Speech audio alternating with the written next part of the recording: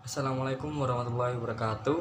Di sini kami dari kelompok 5 akan menjelaskan tentang urgensi CSR dan resiko-resiko dalam kegiatan usaha. Assalamualaikum warahmatullahi wabarakatuh. Kali ini saya akan menjelaskan tentang pengertian CSR, di mana CSR adalah singkatan dari Corporate Social Responsibility. CSR adalah suatu perusahaan atau dunia bisnis untuk berkontribusi dalam mengembangkan ekonomi yang bisa berkelanjutan dengan memperhatikan tanggung jawab sosial dengan suatu perusahaan dan dapat menitik beratkan pada keseimbangan atau perhatian terhadap suatu aspek ekonomis, sosial, dan juga lingkungan.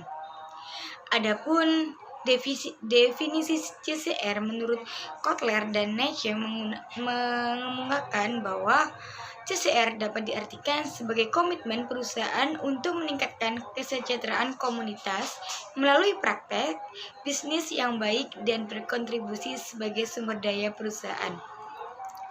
Sehingga pengertian CSR dapat disimpulkan sebagai operasi bisnis yang berkomitmen tidak hanya untuk meningkatkan keuntungan perusahaan secara finansial, tetapi untuk pembangunan sosial, ekonomi, dan kawasan secara holistik, kelembagaan, dan berkelanjutan. Adapun suatu perusahaan akan berhasil melakukan CSR dengan melalui tahap-tahap yang akan ditempuh dalam melakukan CSR. Banyak sekali tahap-tahap yang akan dilakukan di CSR, yaitu tahap perencanaan, merencanakan apa saja yang akan dilakukan oleh perusahaan dalam melakukan CSR tersebut. Tahap implementasi, melaksanakan apa yang sudah direncanakan dengan sebaik mungkin. Dan yang ketiga, tahap evaluasi, melalui melaksanakan apa yang sudah direncanakan dengan sebaik mungkin. Dan yang ketiga ini tahap evaluasi, menilai apakah pelaksanaan CSR yang telah diimplementasikan sesuai dengan seharusnya. Dan yang keempat ini adalah tahap pelaporan, memberikan laporan secara transparan tentang pelaksanaan CSR kepada pihak stakeholders. Nama saya Nahayati. Di sini saya akan sedikit memaparkan tentang urgensi CSR dalam bisnis modern. Penerapan CSR pada suatu perusahaan terhadap tenaga kerja dalam menjamin hak-hak pekerjanya yang bertujuan untuk mewujudkan kesejahteraan para pekerjanya.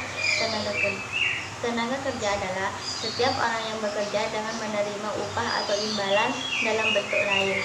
Maka dalam definisi tersebut yang terdapat dua unsur, yaitu unsur orang yang bekerja dan unsur yang menerima upah atau imbalan dalam bentuk lain. Pada program CSR, perusahaan yang bertujuan untuk memenuhi hak-hak tenaga kerja demi meningkatkan kesejahteraan pekerja yang melalui pemberian tunjangan atau fasilitas tertentu, maka perusahaan harus lebih hati-hati dengan aspek perpajakan yang terkait jika tunjangan tersebut menambah gaji bruto pekerja atau diberikan dalam bentuk uang. Yang selanjutnya adalah resiko CSR dalam kegiatan usaha. Nah, dalam pelaksanaan CSR yang dilakukan oleh perusahaan dapat menimbulkan beberapa resiko bisnis yang berkisar pada kegagalan implementasi strategi sampai dengan kehancuran legitimasi. Ada beberapa resiko yang telah digolongkan oleh Huygens dan Dentes. Nah, resiko tersebut dapat mempengaruhi organisasi dalam perusahaan maupun lingkungan sekitarnya. Yang pertama yaitu mengurangi perhatian manajer. Untuk dapat melaksanakan CSR dengan baik, perusahaan tidak hanya harus berkonsentrasi pada nilai keuangan dan ekonomi semata, namun juga harus memikirkan nilai sosial lingkungan. Dan perlu diingat bahwa tujuan utama dalam kegiatan bisnis adalah memperoleh laba. Nah,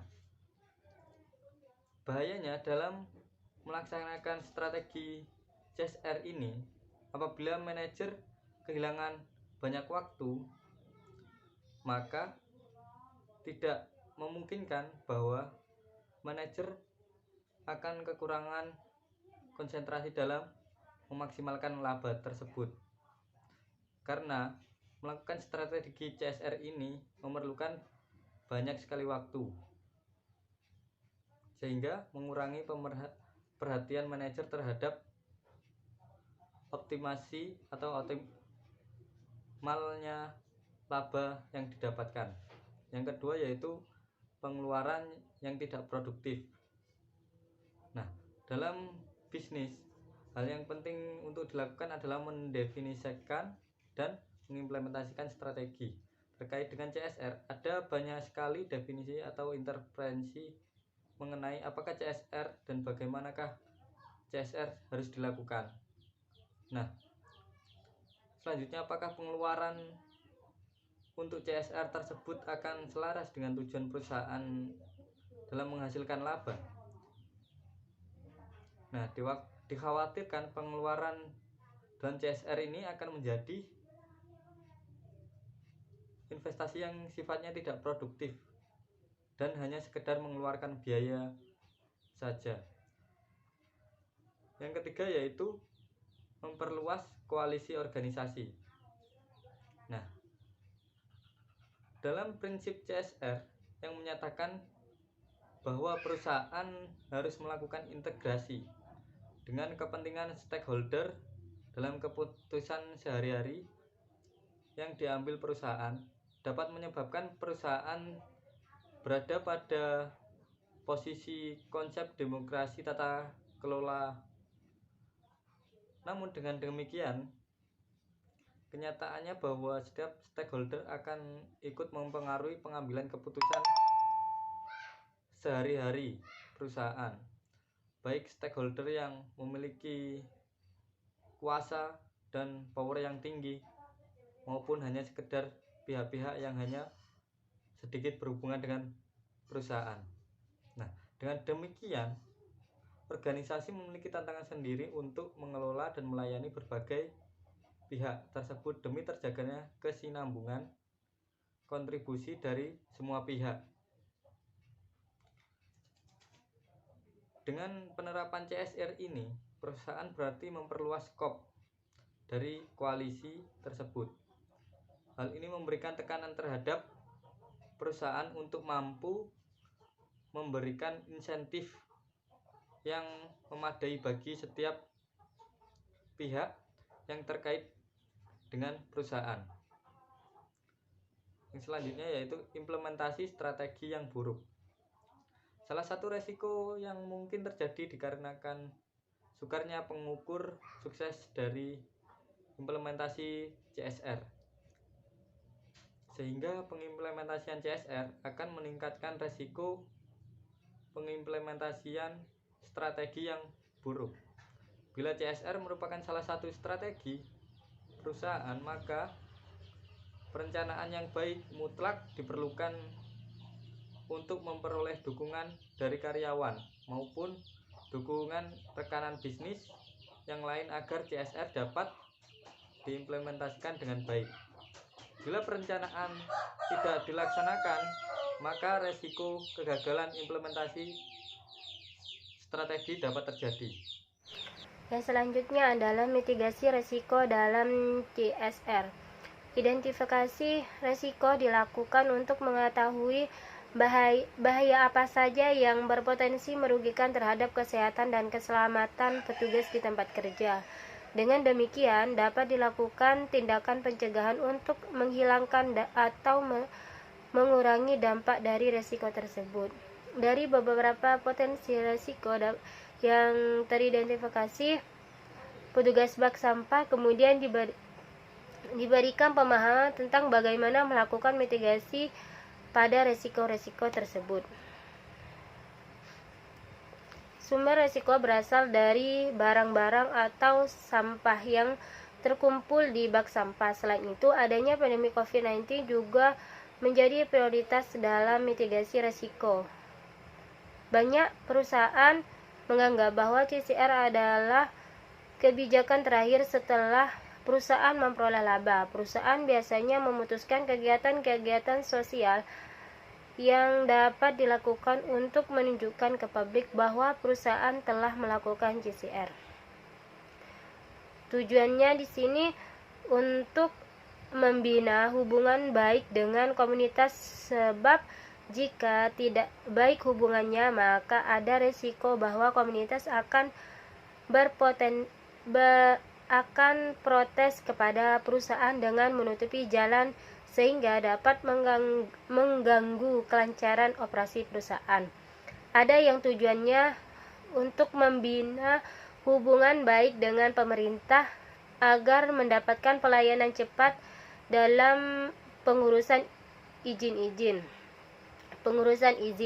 Ada juga yang melakukan CSR dengan tujuan agar branding perusahaan terkenal. Yang selanjutnya yakni proyek CSR dan pelayanan konsumen. Jadi, tugas sebuah manajemen proyek adalah untuk mengidentifikasi sistem teknologi yang relevan, untuk mengenali dimensi internal serta eksternal dari tanggung jawab sosial itu sendiri, dan juga untuk menguji standar yang ada pada tanggung jawab sosial perusahaan sebagai penerapannya dalam suatu proyek. Jadi CSR di sini mempunyai hubungan yang erat dengan melakukan pembangunan berkelanjutan, di mana nantinya suatu aktivitas di sini yang dilakukan oleh CSR ini harus berdasarkan dengan keputusan yang tidak semata berdampak pada ekonomi saja, melainkan juga harus menimbang mengenai dampak sosial serta lingkungan dari setiap keputusan yang telah diambil. Ada beberapa tujuan dari Project Corporate Social Responsibility, yakni pertama, memberikan sebuah kontribusi atas pengembangan lingkungan serta masyarakat sekitar. Yang kedua, menyiapkan sumber daya manusia yang berkualitas dan potensial untuk sekitar. Yang ketiga, mengurangi resiko akan terjadinya sebuah korupsi atau kerugian terhadap suatu perusahaan. Yang keempat, yakni membedakan antara perusahaan dengan pesaing. Jadi dalam hal tersebut bisa menjalin hubungan yang baik dengan masyarakat sekitar yang ada dalam suatu perusahaan agar dapat menciptakan sebuah keharmonisan antara sesama. Dalam proyek Corporate Social Responsibility di sini memiliki cara tersendiri untuk bisa menemukan pendekatan yang telah ditetapkan dalam suatu perusahaan, di mana pihak perusahaan di sini sudah melakukan penelitian untuk bisa menggunakan proyek CSR ini. Jadi salah satu opsi yang paling umum dan dapat dilaksanakan oleh suatu bisnis adalah yang pertama, penggalangan dana saat pembelian. Maksudnya di sini adalah memiliki tujuan supaya konsumen dapat membantu mengumpulkan dana untuk tujuan tertentu.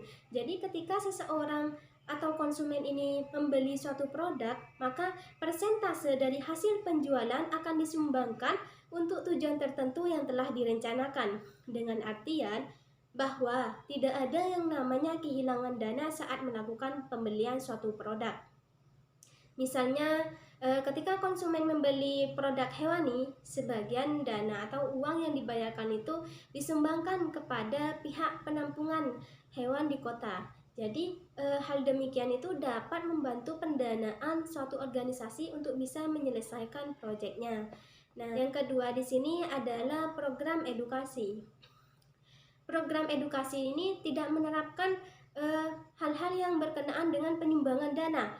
Namun mereka mengajarkan bagaimana sih caranya agar bisa berkelanjutan dan bertahan hidup. Jadi pendidikan di sini adalah satu hal yang menjadi permasalahan di mana tidak semua orang itu bisa melanjutkan pendidikannya ke jenjang yang lebih tinggi. Akan tetapi, banyak organisasi yang menawarkan mengenai beasiswa yang bisa nantinya membantu akan pendidikan seseorang yang terhenti. Yang selanjutnya yakni program olahraga sosial, di mana program ini dijadikan sebagai inisiatif oleh beberapa perusahaan untuk menjauhkan anak-anak dari jalanan. Program olahraga di sini menjadi solusi yang bagus bagi seseorang untuk berprestasi tanpa memandang latar belakang mereka, serta dengan dukungan dari banyak pihak yang nantinya akan mempermudahkan untuk mencapai tingkatan yang lebih tinggi atau bisa disebut dengan kesuksesan.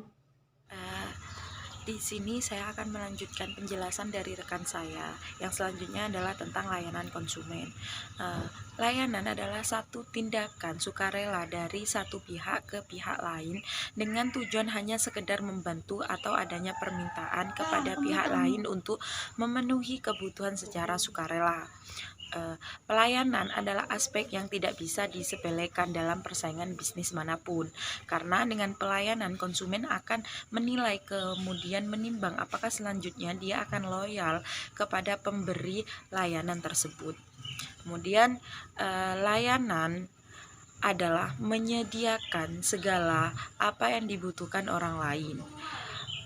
Pelayanan merupakan sebuah perjanjian yang tersirat antara penyedia pelayanan dengan penerima jasa untuk saling menukar suatu nilai dengan nilai yang lain.